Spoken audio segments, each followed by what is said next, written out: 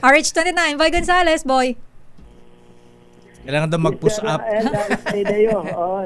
Nag-jogging na nga kahapon. Mhm.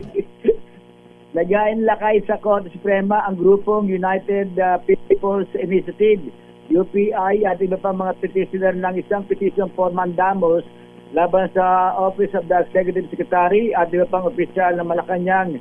Sa kanilang petition, hinihiling ng grupo na ipatupad ang Section 12, Article 7 ng 1987 Constitution na nagsasaad na dapat ipaalam sa publiko ang estado ng kalusugan ng Pangulo sa oras ng seryosong pagkakasakit. Iginit ng mga petitioner na may serious public concern umano kaugnay sa kalagayan ng Pangulo, kaya nananawagan sila ng mas malinaw at regular na impormasyon mula sa pamahalaan hinggil sa kanyang physical at mental na kondisyon. Kasama rin sa kanilang hiling ang pag-uutos sa ilang opisyal na magbigay ng kumpletong ulat at impormasyon ukol sa kalagayan ng Pangulo.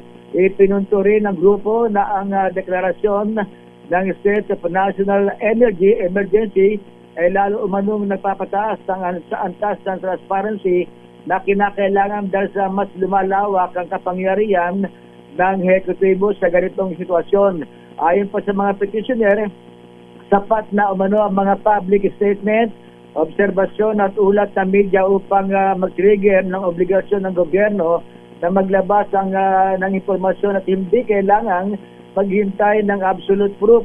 Diligan din nila na nakasalalay ang tiwala ng publiko sa katiyakan na ang mga desisyon ng pamahalaan ay direktang nagmumula sa Pangulo at hindi sa ibang individual o grupo. Inihiling din sa petisyon ang paglalabas ng regular na medical bulletin higil sa kalusugan ng Pangulo. Ito si Boy Gonzales para sa Bisa, una sa Pilipinas, una sa Pilipino. Daming